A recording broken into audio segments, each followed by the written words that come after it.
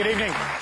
Welcome to the final Q&A of 2013. I'm Tony Jones, and answering your questions tonight, best-selling author and commentator Tara Moss, Shadow Treasurer Chris Bowen, barrister and human rights advocate Julian Burnside, senior Indonesian journalist Yulia Sapadmo, Parliamentary Secretary to the Prime Minister Josh Frydenberg, and former US Assistant Secretary of State, now Distinguished International Fellow at the Lowy Institute, Kurt Campbell.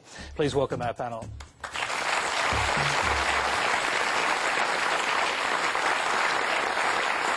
Thank you, and as usual, being simulcast on ABC News 24 News Radio, so you can also join the Twitter conversation with the Quanda hashtag that just appeared on your screen.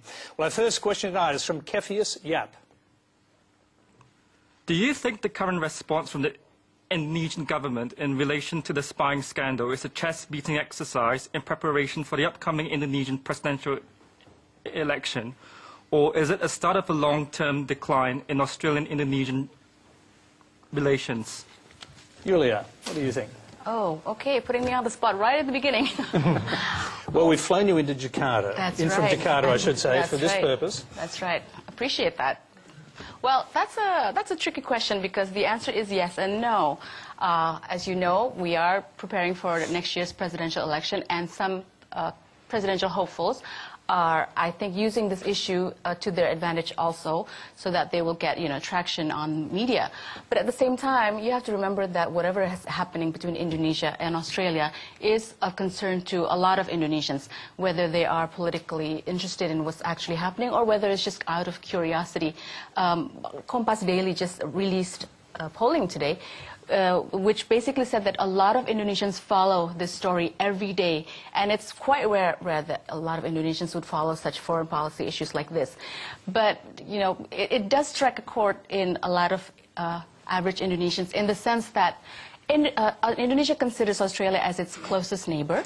And in the last 10 years, relations have been well, and a lot of Indonesian students obviously study here. So when something like this happens, I guess people know that spying between countries happen, but when it actually surfaces like this, they're quite shocked that, oh, it's Australia doing this? So, it might sound naive to some people, but a lot of Indonesians still think that it's quite surprising when it's actually, put out there. So there is some national sentiment coming up to the surface as well. And the second part of the question, does it have the prospect of damaging in the long term Australian-Indonesian relations? Well, I can't say, because I'm not a toothsayer or a seasoned diplomat like Kurt, but I would say that in my capacity as a journalist, I see that the Indonesian-Australian relationship is way too important because we've had crisis in the past, and I don't think this is the worst that Indonesia and Australia has seen. So I think we will eventually get over this, hopefully. Kurt Campbell, what do you think? I have to say, I think the relationship between Indonesia and Australia has matured remarkably in a decade. And I think both sides understand very much the stakes, and they can't afford to risk what is an incredibly valuable relationship to both sides. And so I think the questioner asked posed the right question with respect to positioning for the upcoming election. But let's also remember, SBY also has his legacy to deal with. And he does not want to go out with one of the most important relationships that Indonesia has in tatters. So I think that both sides are carefully maneuvering behind the scenes. And I'm pretty hopeful. I think we're going to be able to recover from this. And my expectation is that in a year's time, the relationship between the two countries will actually be better and probably stronger because of this. And there will be even more cooperation on intelligence and private interactions than there is today. What about the prospect of one of those nationalists candidates becoming president? Because that could actually change the nature of the relationship in itself when you consider that some of them, some from the nationalist parties, are sending out these demonstrators in front of the Australian embassy right now, protesting very loudly about this whole thing. Look, it's best not to get into too much discussion about complex election that's going to play out over the course of months. But I will tell you, despite what has transpired over the course of the last couple of weeks, if one of these nationalist candidates comes to power, you're going to have challenges no matter what, no matter if nothing happened over the course of the last 10 days. Josh Frydenberg, the question was about whether this is chess beating in Indonesia or something more profound, and whether it has real serious issues down the track for the Australian-Indonesian relationship. Well, look, this is an extremely difficult issue for Tony Abbott and his government to navigate. He's only been in office for 10 weeks, and this is dealing with allegations that are 4 years old. And I can understand the concern in Indonesia. But I share my fellow panellists' belief that the relationship is too important to let flounder. So while there's some heat now, I think that cool heads will prevail. Just think about it. In 1999, over the East Timor issue, there was, a really difficult patch. And then since then, we were great friends to Indonesia after the tsunami in 2004, after the Asian financial crisis in 1997-98. And likewise, Indonesia has been a terrific friend of Australia, helping us capture the terrorists after the 2002 Bali bombing. And as you pointed out, there is great people-to-people links. There are 14,000, Tony, Indonesian students studying in Australia, and some 1 million Australians visit Indonesia every year.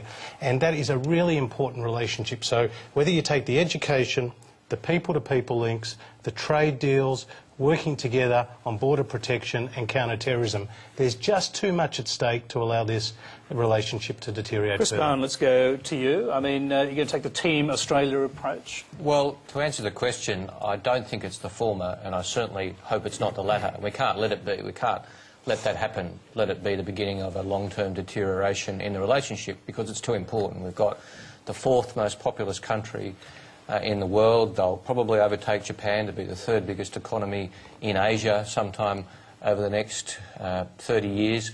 And they are a good friend, as Josh said. They want to work with us on many things. And we should actually, I think, ideally, treat this as not just a challenge, but hopefully an opportunity to try and deepen the relationship, make it less transactional, less about what we can do for them and they can do for us on any particular day, and have a deeper understanding of the importance of the relationship and the importance of each other's cultures, and really use this as an opportunity to rethink deepening the relationship going forward.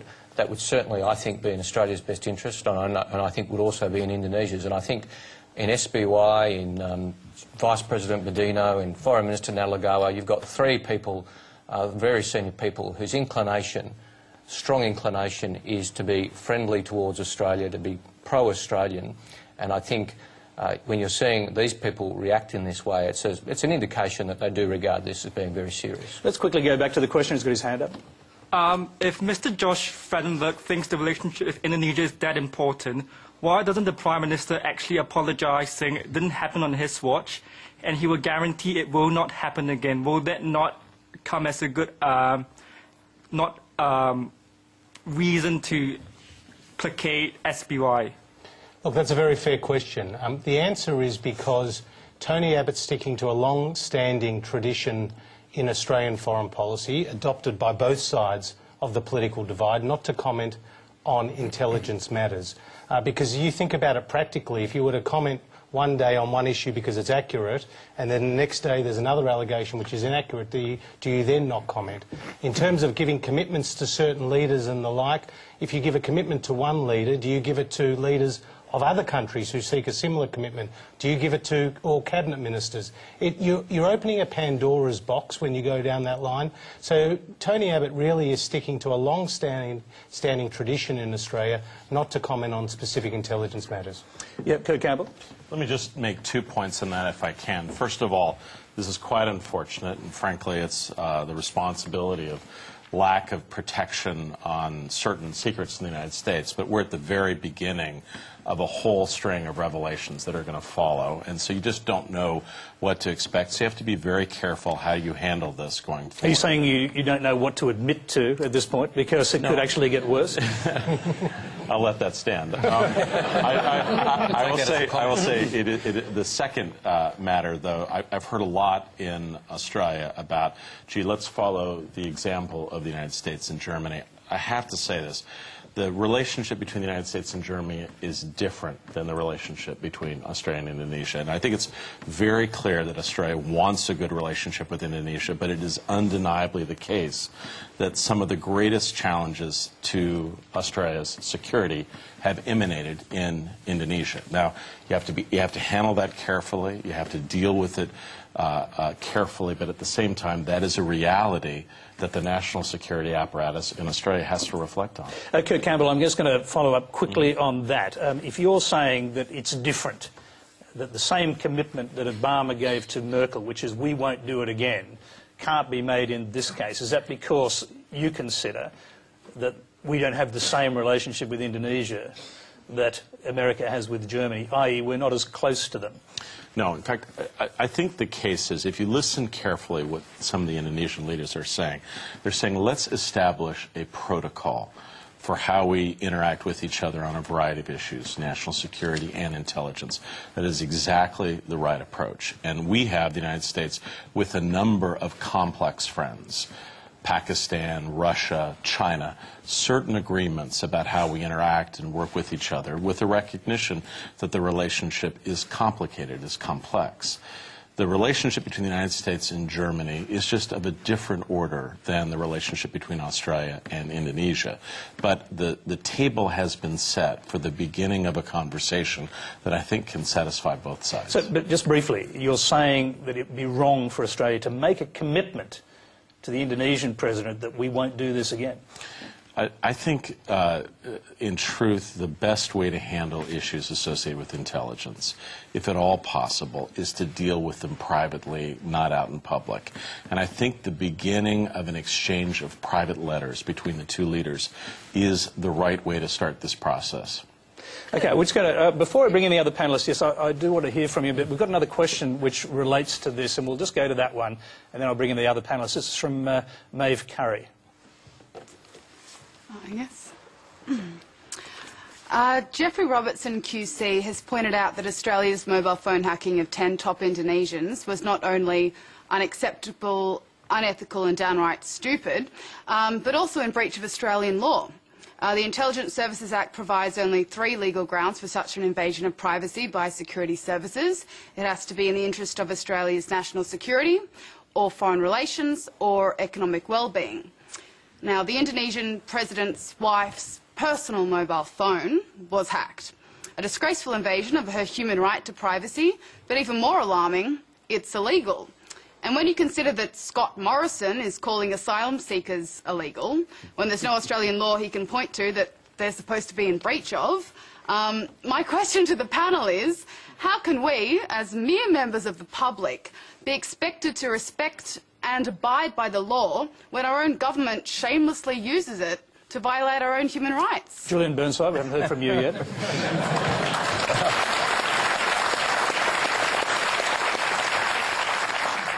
It's a terrific question, and I don't think I could improve on it by answering it. Give it a go, I agree with you. I think it's dressing it up a bit to call it spying. It is phone hacking, and that puts a different cast on it. I also, I agreed with most of Kurt's sentiments.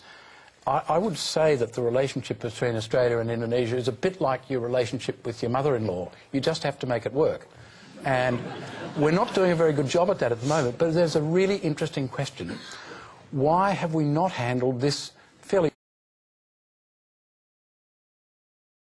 explanation might be this. It looks as though, at least in the short term, Indonesia is not going to be cooperating in Australia's desire to stop boat people getting to our shores. A bit of a set-to with Indonesia is a perfect excuse for the fact that the idea of stopping the boats hasn't worked and won't work. So I'm just wondering whether that's politically a possible explanation for the silence.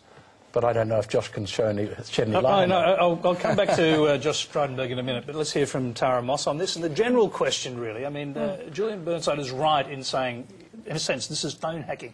And as we've learnt from the Snowden revelations about the PRISM operations around the world, it's very, very widespread indeed. And it has been for some time. I mean, I've written in one of my novels about a codename Echelon, where we have the SIGINT systems, many countries cooperating on basically tapping all of our phones, every bit of electronic communication that we have. This has been around for a while, and that was the one thing in a fictional book that no one believed, right? So I think this is a revelation for people in general that there's a lot of spying taking place. I'm not sure that phone tapping isn't spying. I think it's a form of spying, so I'm not sure about that distinction myself. But I think in terms of Indonesia, we really need to accept that Indonesia was put in a position where it couldn't really do anything other than what it did. You know, this is a very public revelation. Imagine what would have happened if it had become public that Tony Abbott's wife's phone, her personal phone, had been hacked by Indonesia. Australians would have been outraged. Mr. Abbott would have been outraged, and he would have shown that outrage. And that's what we're seeing from Indonesia. It's not so strange and foreign that this is taking place. This is all very normal. What we have to ask ourselves is, how did we get in this position where there was no better diplomatic response? You know, why could we not have handled this more smoothly, I suppose? And perhaps Gillian has a point there. Perhaps there is some sort of strategy behind it. But if there is, it's very difficult to kind of understand why, when that friendship is so important. I'll go to Josh Frydenberg. You might want to take up this allegation, in a way, that this is cover for the Boats policy not working. I think it's very wrong to conflate the issues. In fact, it's a line that Tanya Plibersek has been pushing, and I think it undermines Australia's common position. In fact, if you go back to SBY's press conference with Tony Abbott, just after Tony Abbott became the Prime Minister, SBY said that Indonesia and Australia were both victims of people smuggling. To have 10,000 people sitting there in Java waiting to come to Australia and having, you know, just transiting through Indonesia is not in Indonesia's interests. They've got as much at stake as we do in trying to stop the boats. And in terms of our policy, we need to work cooperatively with Indonesia, and this is making it more difficult.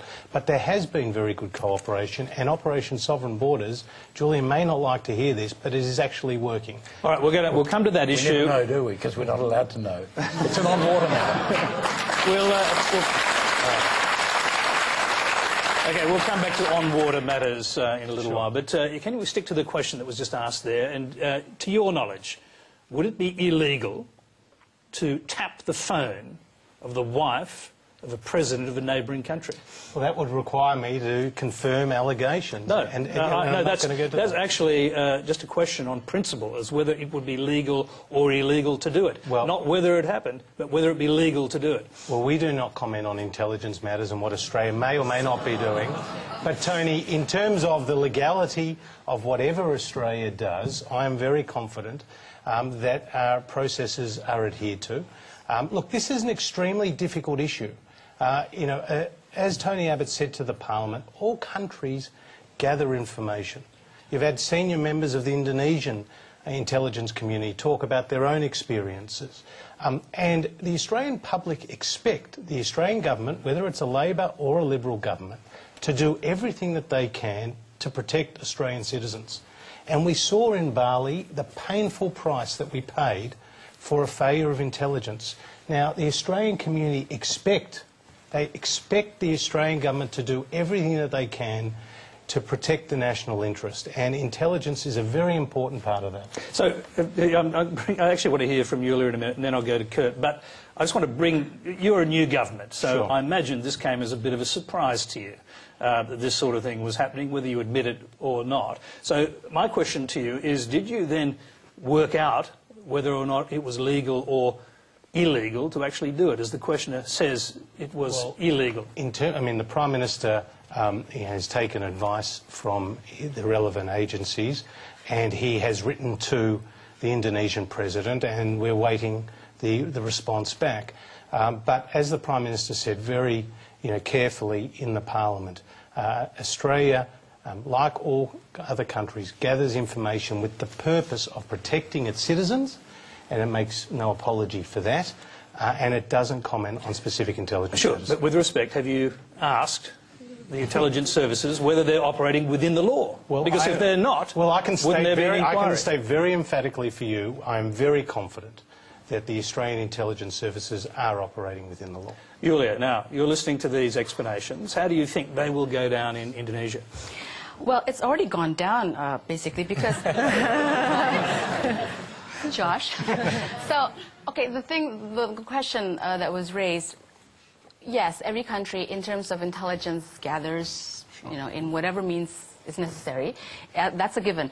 I think the surprising thing and the thing that hurt most was that if the spying or the phone tapping is done in terms of Australia's national interest to protect Australia's national interest, the fact that it was the president, his wife, and his inner circle that was tapped during those 15 days in 2009. Now, a lot of Indonesians are asking, what is so threatening that, you know, the phones of these political elite are tapped during those 15 days? That's all we really want to know. If it was in the interest of Australia's security or whatever, we have the Lombok Treaty. Sure. It's given that intelligence agencies in Indonesia and Australia are at liberty to share information regarding terrorism, people smuggling, and so forth. It's written right there in the treaty. So what's the point of having a treaty if you're going to tap anyway to gather information that, it's to secure Australia's national interest? That's just, I'm sorry, that's just wrong. Let's bring Kurt Campbell in here. He wanted to get in before, and I know you've actually made the point in interviews since you've been in Australia recently. The point that you've made is that these are the most sensitive intelligence operations, gathering information on your neighbours and friends. Look, it's uncomfortable, but I will tell you, I spent several years of my life representing the United States government.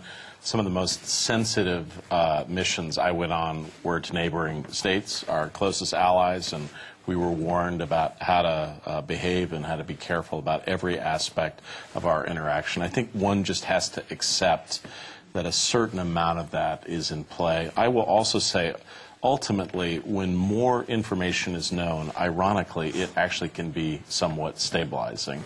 And I would say probably the most important information that Indonesia receives on these various matters actually comes from Australia. The real issue, though, is a larger point. And, you know, Australia has a slightly different history here. But I would say what we are seeing is the end, at least in the United States, of what I would call the 9/11 period, in which we tried to do everything possible to gather information, do things to protect our security and our safety. But I think larger questions are being raised about the balance between personal safety and privacy and larger issues of security.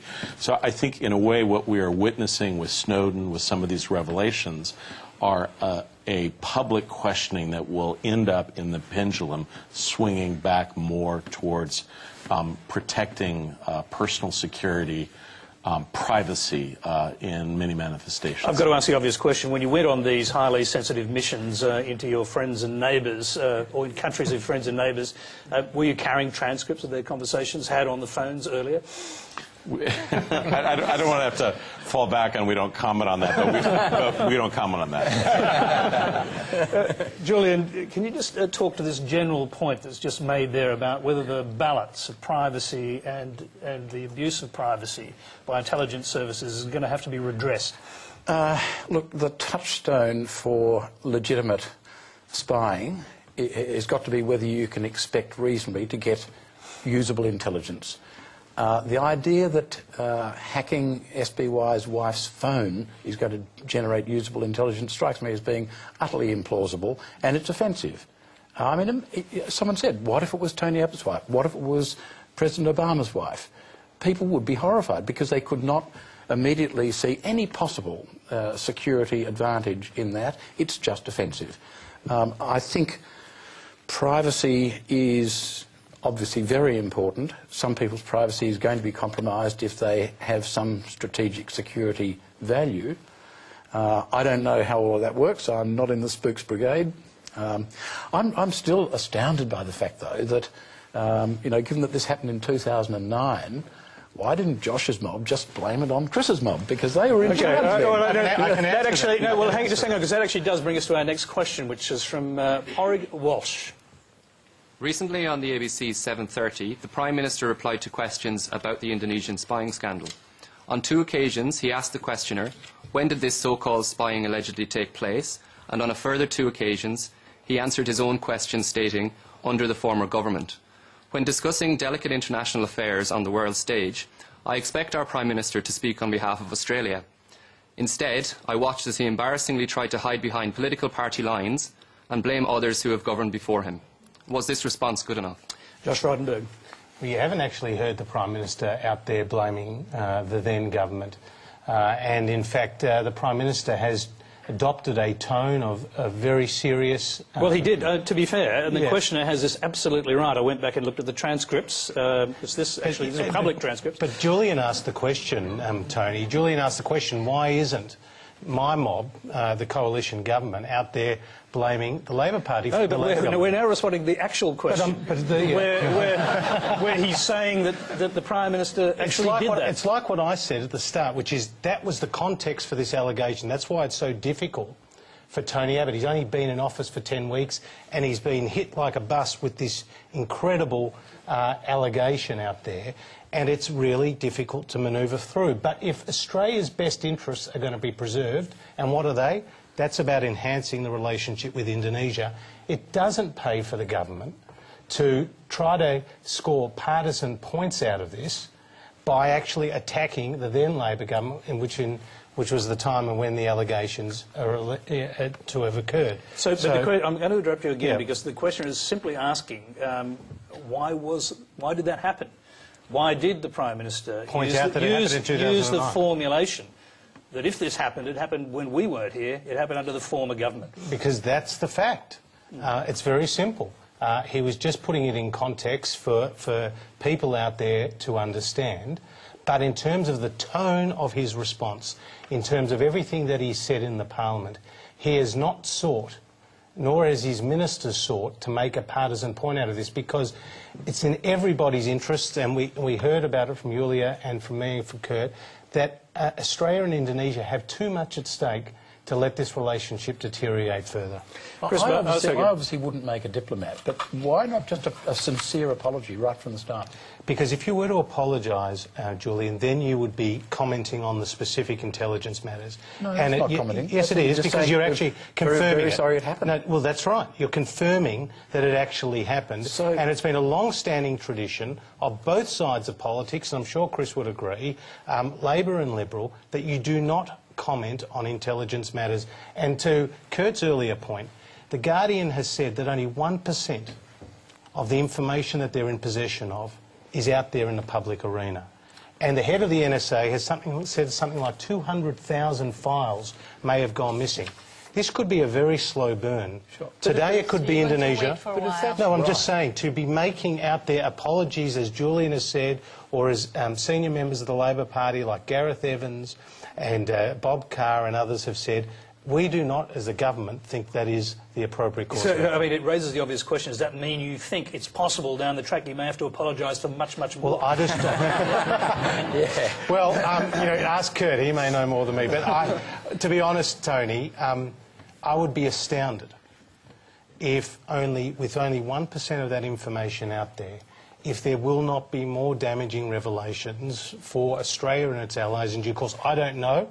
But just by pure mathematics, if 200,000 files have gone missing, and arguably it's in the possession, Kurt, of the Russians now, and the Russian and US relationship is stretched, this may be part of a bigger play out there, and I don't know what the impact of that would be, but Tony Abbott, I think, has adopted exactly the right tone and policy, which is not to talk about the specifics of intelligence matters, but to act in a way that we can get the relationship with Indonesia. Okay, let's hear Yulia's response to that, because clearly there's not going to be an apology for the reasons just stated. Well, we don't know what's in the letter, though. True. So do you want an apology, or does the President, I should say, actually want an apology? Because until now he hasn't asked for one. Okay, actually, when you're talking about does Indonesia want an apology, you're going to have to dissect which parts of Indonesia you're talking about. If you're talking to people in the intelligence community, like I mentioned earlier, they're saying, you know, let's just drop it. Everybody spies on everybody. We do it too. Although, you know, not to anybody. They have said that. In fact, they've gone... But that was in 1999 during the height of the East Timor crisis. True. Where, you know. But they have said we spied on your embassy. We intercepted phones from your embassy. Which years? Of diplomats. Which years? Again, politicians. Again, the issue is this. The issue is this. If it is accepted that states occasionally spy on one another to gather intel, then fine. That's the intelligence community doing its work. But if you're talking about common Indonesians, they want an explanation first. Okay? They want, it might be better if it was worded differently.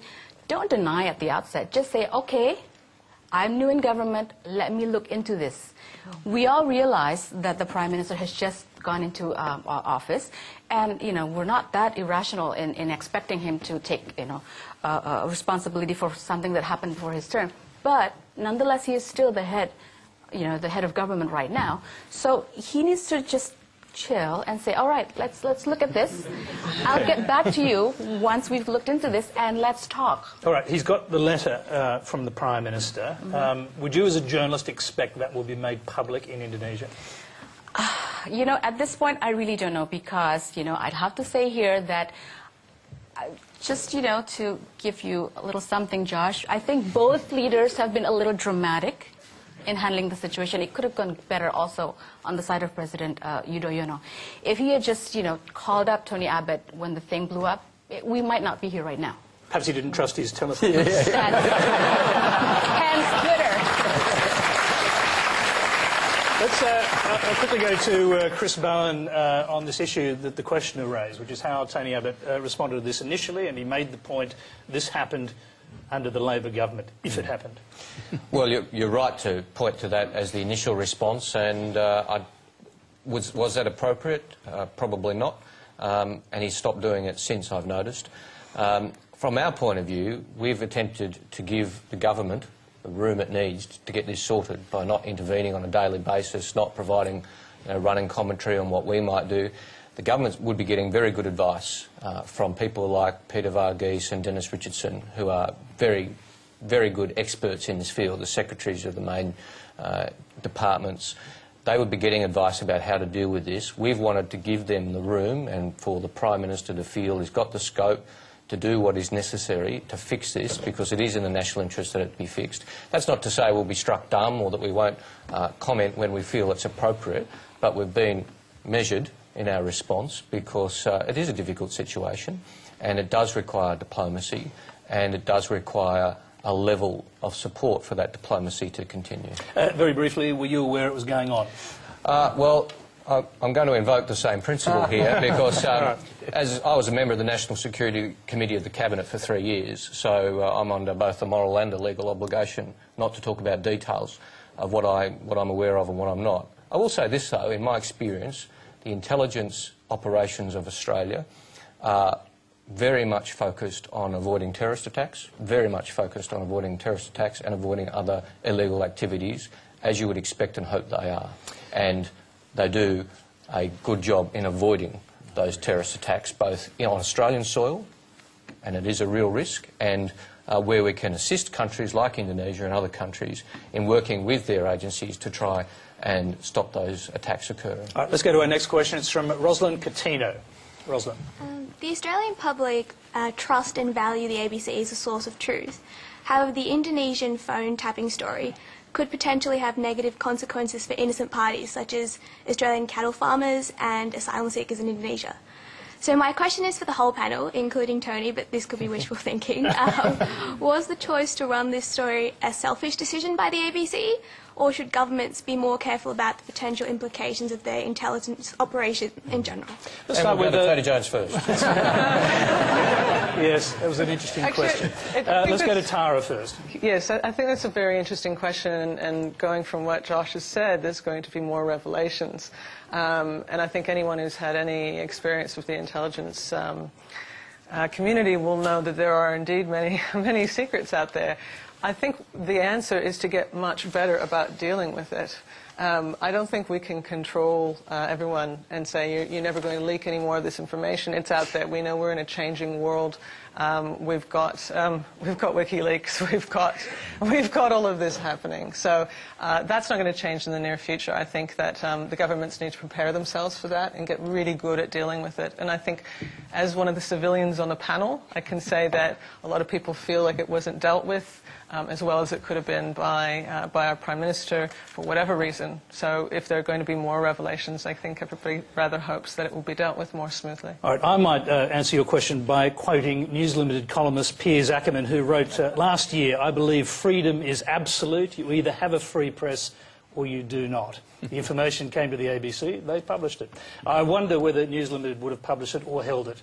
That's a very interesting question we probably won't know the answer to. Josh Frydenberg. Well, look, freedom of speech is paramount, and the freedom of the press, and the ABC does have independence under its charter. At the same time, I think there's a responsibility upon all media outlets, including the ABC, particularly as our national broadcaster and as the broadcaster responsible about projecting Australia's interests into the region, to uphold the public, or to print something or to publish something when it's in the public interest. Now, Mark Scott said to Senate estimates that he thought this information being out there was in the public interest. My personal opinion, Tony, is that it was not. It has caused immense damage, these allegations, and continues to do so. In terms of some of our major priorities, which involve people's lives, like border protection and counter-terrorism, this is causing difficulties in terms of our cooperation with Indonesia. So I find it hard to justify the public interest in these allegations being reproduced, as I understand it, came from The Guardian, but in partnership with the ABC. I do find that hard to justify in terms of the public interest. Before we go to the rest of the panel, we've got a web question to you on this. It's from John Kendall in Bathurst, New South Wales. The Gillard government always maintained their intervention to award the Australia Network the $233 million contract to the ABC was to ensure Australia's national interest was protected. Were the Snowden leaks in our national interest? So you've partly answered that, but one of your Senate colleagues has suggested the ABC should be punished in a way and have the Australia Network contract taken away. Well, in terms of the Australian Network, it was really stuffed up, really, by the Labor government because they had two tender processes. There was a scathing Auditor General's report into those processes, even a police investigation. It was in the end awarded to the ABC after Sky had won those two tenders. Now, in terms of the network going forward, really that's a question for the relevant ministers, who are Malcolm Turnbull and Julie Bishop. Do you agree with the sentiment that's being expressed that the ABC should in some way be punished for publishing this information? I wouldn't express that view, but I'm just saying that I find it hard to understand how it was in the public interest for the ABC to publish this material. Well, it's probably hard to ask an Indonesian whether it was in the public interest. What do you think, however? Well, what's your perspective? Very different, I imagine. Well, no, we discussed this issue. If it were to happen to us, if the data came to our network, Kompas TV and Kompas Gramedia, would we publish it? The other way around, if it was found out that the Indonesian intelligence community was spying on Australia. But the question is this. Actually, this development, we're very interested in how it plays out. Will the ABC be punished? Because as one of the most democratic countries in the world, Indonesia also looks to Australia to see the relationship between the media and government. How much self-censorship is to be allowed in a system where democracy is to be upheld? I mean, we're still growing. The relationship between Indonesia's media and the government is also still evolving. So if this were to happen to the ABC, because our viewpoint is this. It's not the leaking of the information that resulted in the damage. It's the spying. So don't mistake. It's like, okay, I heard somewhere that spying is like some sort of affair of the heart. It's okay if it's not found out, but when it's found out, everybody gets hurt. So, do you divulge it? Do you stay quiet? But it's happening. So I honestly don't know how to answer that as a member of the media. Julian Burnside. I think the public have a legitimate interest in knowing about these things. And the two most alarming things I can think of in this context is, one, that the ABC would have the information and suppress it, and two, that any government in this country would punish the ABC for having published it. Do you find it interesting that the Indonesians are looking for clues in how you actually treat the free press in a situation like this?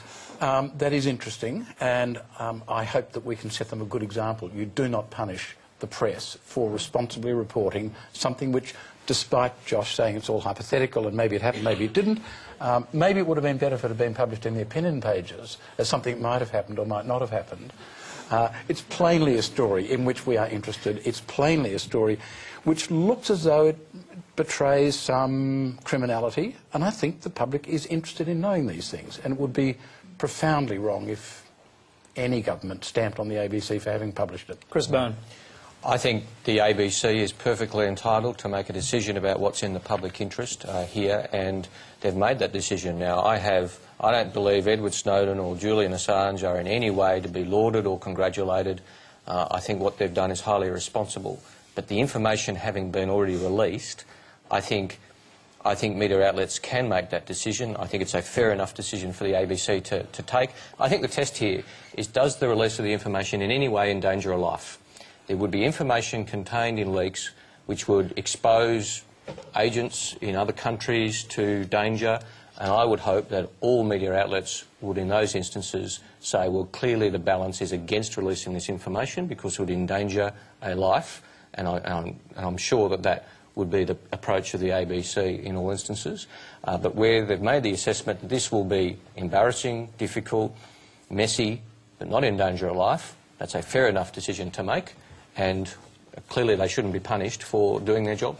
Kurt Campbell, should democracies put some sort of restriction on freedom of speech, or in these circumstances, does the fact you have it written into your constitution suggest that national interest is not really the key factor here? I very much like the way Chris just laid that out. I think it's exactly right. We find almost on a daily basis something is about to be reported. There's often a negotiation that takes place between the White House or some part of the U.S. government and the New York Times or some other media outlet. And generally, the judgment is, if someone is at risk, an agent, or there will be some harm to some group or person who is involved, then that will cause oftentimes the editor to take stock. But if it's only the embarrassment of the government, I'm afraid tough luck. And by the way, I think, Kurt, you may have understated slightly, and Chris understated slightly, the rulings of your Supreme Court in that area, where the touchstone for where freedom of speech will not prevail is whether the revelation involves a clear and present danger to the country. Now, that's a pretty high test. Very high standard. And it's, you know, even if there is some risk of someone being hurt somewhere along the line, that would not cause it to be suppressed under your constitution. Okay, let's move along. Our next question comes from Brian Davies. My question's for Julian Burnside. Our government vilifies asylum seekers by falsely accusing them of being illegals. They've set up a wall of secrecy around them. They lock up innocent men, women and children in concentration camps without charge or trial. Now Tony Abbott's condoned human rights abuses in Sri Lanka, and he's provided ships so that people under persecution can't escape. Should we condemn these shameful actions as unworthy of Australia? Now, I know you said it's Sir Julian. I'm going to throw it to Tara first, because we haven't heard from Tara for a while. Look, that's a question that really goes to the heart of something that's been bothering me a great deal. You know, I don't understand how we became so extreme. I really don't. I've been in Australia for nearly 2 decades now, and last week I was very fortunate to be at Parliament House in my role as UNICEF Ambassador for Child Survival, speaking to Senate members of Parliament from all sides of politics. And these are passionate, real people who care about kids, who care about child rights. And I cannot understand how those people and how Australia in general has become a country so extreme where we lock up kids in detentions, where we separate a mother from her newborn infant when that infant is in neonatal intensive care. I've had a child in neonatal intensive care. I can tell you, to go without seeing her through the night would have killed me. You know?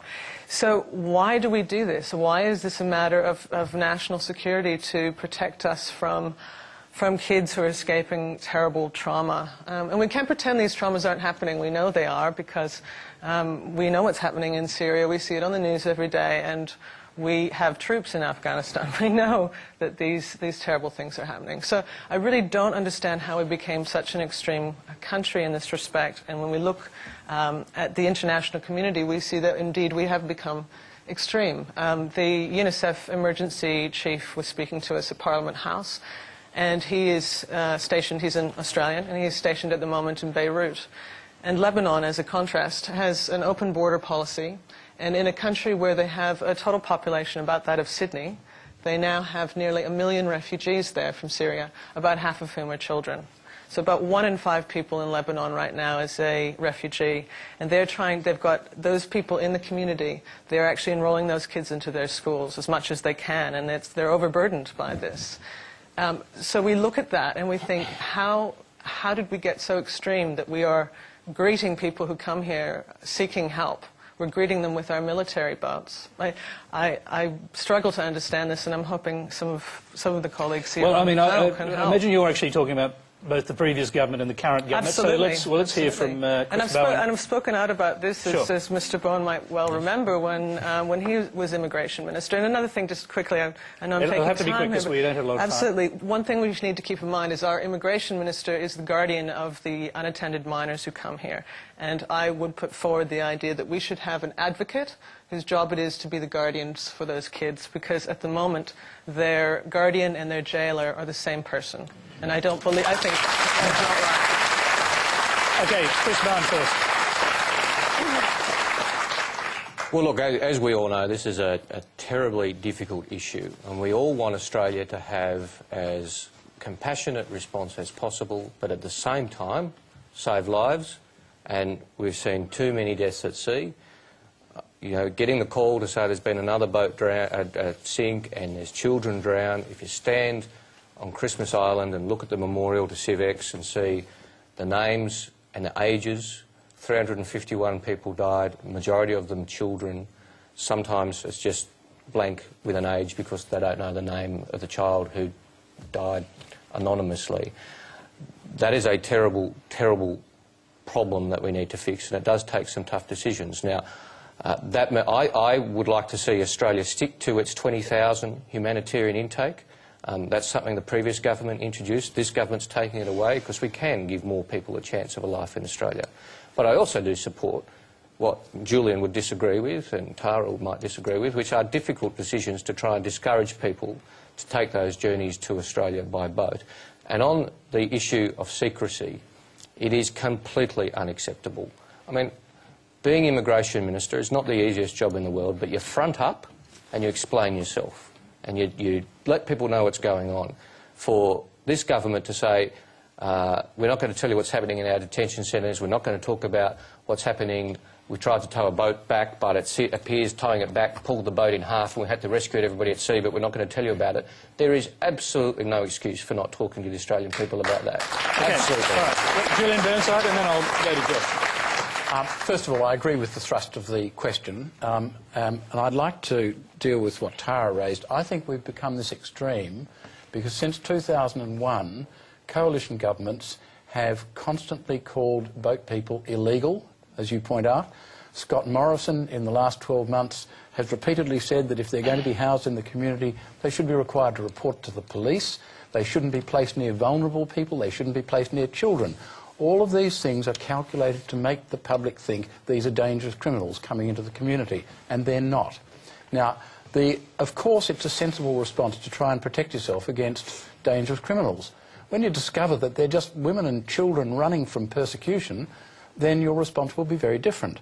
Now, you know, Chris mentioned the Civex, 353 people drowned when the Civex went down. The Civex is a really good illustration why the current policy of reverting to TPVs is actually basically very cynical. Because the Civex, most of the people who drowned, most of the women and children who drowned when the Civex went down in October 2001 were women and children whose husbands and fathers were living in the community in Australia on temporary protection visas. The problem is the visa have a condition, which is you can't get family reunion. And if you want to get back together with your family, they have to use people smugglers. It's the most obvious magnet which will cause people to drown at sea if you impose temporary protection visas with no family reunion. The other thing that I think is worth bearing in mind is that, you know, of course every drowning is tragic. But if what we do is push them back, so they stay back in Afghanistan or Pakistan or wherever they are and get killed there, they're just as dead as if they drown. They drown because they take a risk trying to escape something worse. And I think it's pretty arrogant of us to say that we're actually concerned about them drowning and say, well, you just go and die conveniently somewhere else where we don't have to notice it. Okay, I'm going to bring in the rest of the panel. We have another question on this subject. I'll bring that in first. It's from Peter Hinderley.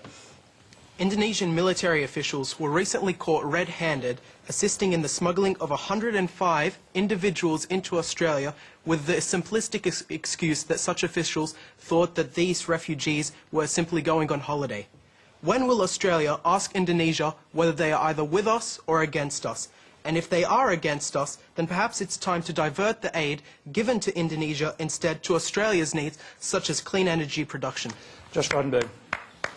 Well, I think Indonesia... on both questions. Yeah, I think Indonesia... There's so many questions here. I think Indonesia is with us, and obviously we're going through this very difficult patch. But as SBY, President Yudhoyono said, Indonesia is a victim as well of people smuggling. You know, we have been confronted over the last few years with the greatest peacetime humanitarian tragedy in Australia's history, with more than 1,000 people who have lost their lives at sea. The Coalition took to the last election a policy which was determined to revert back to what was successful policies under the Howard era, because when John Howard left office, there were only 4 people who were in detention, 4 unauthorised boat arrivals in detention. Today, if you count people who are in community detention with bridging visas, it's about 33,000 people, including so many children. Global refugee movements have increased across that time. So we have to take strong measures, and what that involves is actually disrupting the business model. Now, Operation Sovereign Borders has only been in something like 8 weeks. In that time, the numbers are down by 75 to 80% from the last 8 weeks of the previous. It is not right, and it was actually the information that was revealed in those weekly briefings. I know you'd like daily. There was no information revealed in the weekly briefings, Josh, and you know it. In those weekly briefings, and look, in that time, with the numbers coming down by 75 to 80%, there has been 44 arrests. There have been 33 disruptions. And there's been more than 100 people who have been voluntarily returned to the country in which they came. And one country where we are getting much better cooperation is with Sri Lanka. And to the first questioner's point about the coastal vessels that we're providing to Sri Lanka, Bob Carr came out supporting it, saying he had been thinking about doing it. Those boats are to be used by the Sri Lankan Navy to try to stop the people making their very perilous journey, 3,000 kilometres to Australia. So this is not an easy issue. Consecutive governments have been dealing with it. But if you look at the humanitarian tragedy of all those people who have lost their lives at sea, if you can actually put a sufficient deterrent in place, those numbers will come down. Okay, the first questioner has his hand up again, so I'll just quickly go back. Well, just going back to the first part of your answer, whilst seeking asylum is a human right, and whilst we should be helping Indonesia as much as possible, if then the Indonesian military are turning around and putting all these individuals' lives at risk by encouraging them to spend $20,000 or whatever their currency is, and then making this perilous journey across to Australia, knowing that they're most likely going to be turning back, well then why are we funding this illegal operation? Okay, I'm just going to quickly go to Yulia on this. Can you understand the frustration of Australian citizens when they see corrupt Indonesian officials involved in the process of people smuggling? Okay, I understand, like Tony said, where you're coming from, and I can't speak on behalf of the government, but anytime something like this happens, you can be sure that the civil society in Indonesia is also as frustrated with the situation. It's not the entire, I'm sure, the military as an institution. It's really hard to it's not a justification, but I understand that it's really hard to just, solve this problem.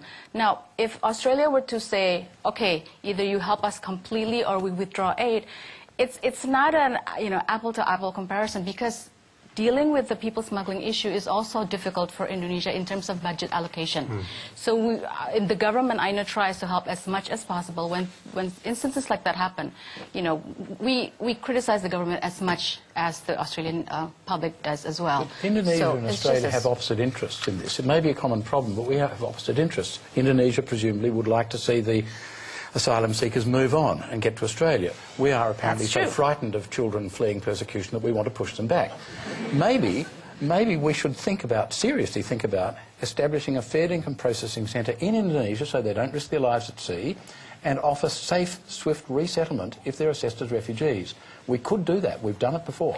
Well, sure. It's just that in terms of the size of the population, we're already at, 250-some million people. Yeah. If we were to also accept, which is fine. We'd have to help the you more with the it. merrier, but at the same time, it's a budget issue. It's not a pretty answer, but there it is. It is always a budget issue with Indonesia. Okay, we have a budget issue too. It's called Our Time. It's nearly up. We've got our final question for the year, and it's a video. It's from Terence Houghton in Henley Beach, South Australia.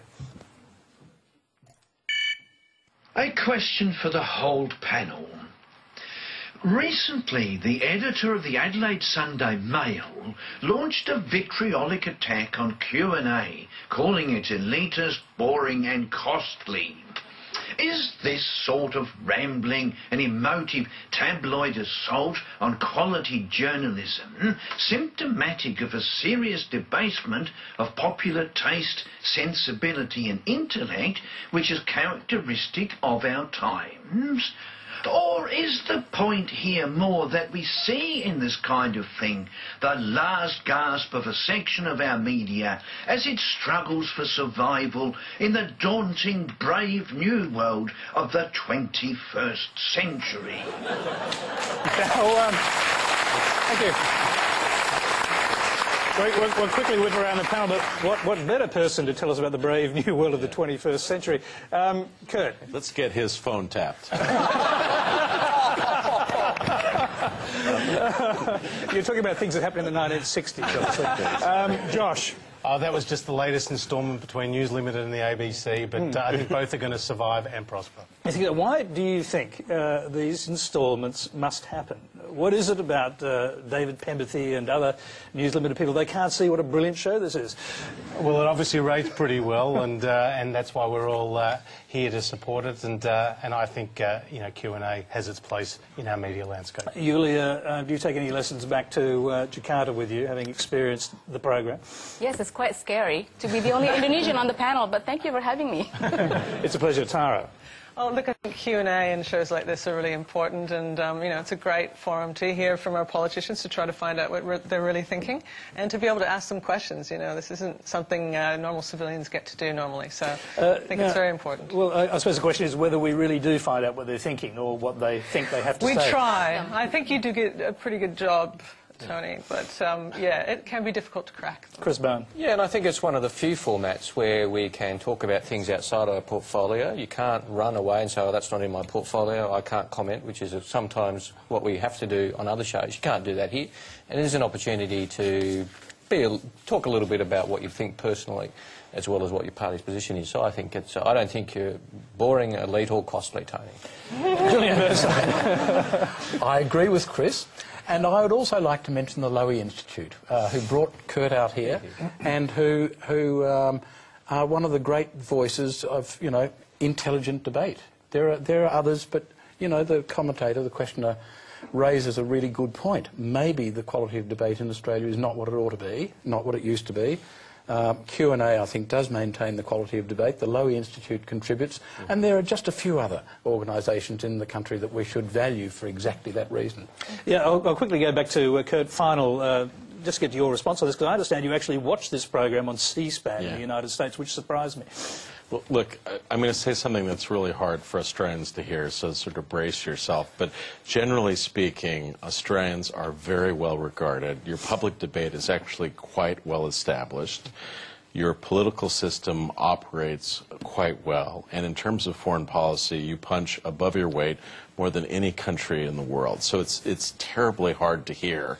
But you're actually quite an effective country. Okay. Oh, dear.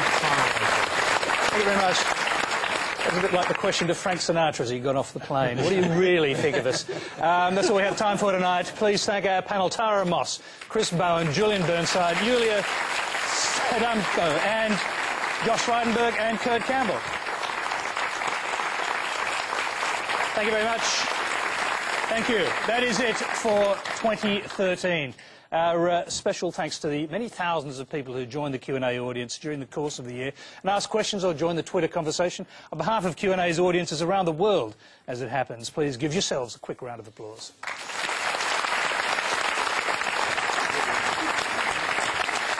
Thank you. Now, over 45 programmes. We've done our best to cover the national debate. We'll leave you tonight with the Axis of Awesome, who are going to tell you the story of 2013 in just 2.5 minutes. Q&A will be back in February to start another year of lively debate. Until then, good night. The year of three, the year of three, the year of three prime ministers. And despite their different rhetoric, they all were rather similar.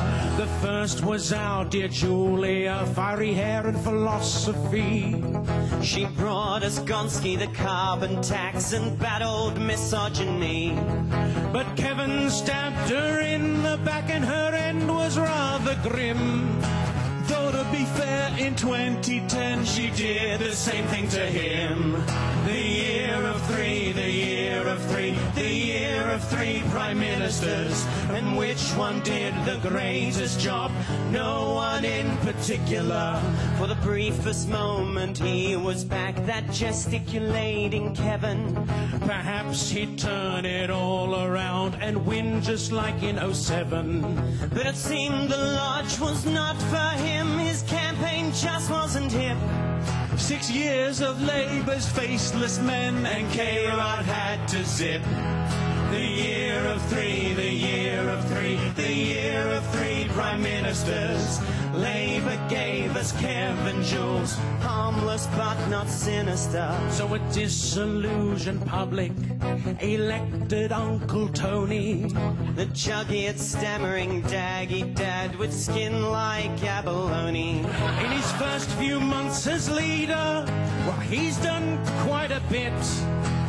Put a whole woman in his cabinet and lots of other splendid shit. The year of three, the year of three, the year of three prime ministers. And just last week the ABC took Q&A to India. But it seems that Uncle Tony's a blundering aplenty. And I wish that we could turn back time, 'cause hindsight's 2020. We could have had a country for every woman, man and farmer. A Titanic full of dinosaurs, if only we'd voted for Clive Palmer.